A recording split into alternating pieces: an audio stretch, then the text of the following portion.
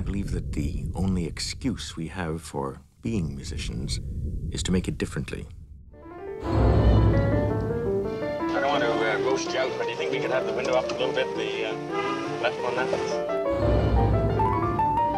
He is a kind of icon in the same way that James Dean is.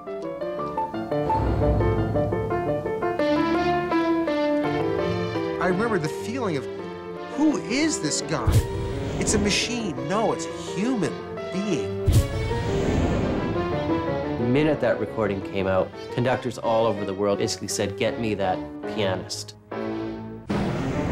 Now, let me ask one question, and you needn't answer it. Glenn, everywhere you go, you have a special rug and a special chair, both of which look like something that fell off the back of a truck. Oh, it's a question of how far forward you sit on it. So often, when an individual is so heavily endowed with a particular kind of genius, these other kinds of personality aberrations come with that.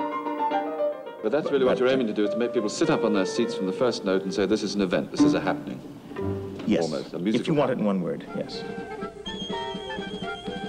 He was such a quirky, strange kind of guy for a classical musician. Was he very romantic? Sort of. I felt Glenn was a bit like a glass house. If you threw stones at him, he would break. I had more or less left my husband, and I thought, well, yes, I am going to marry Glenn. And he wanted the children and me to come to Toronto.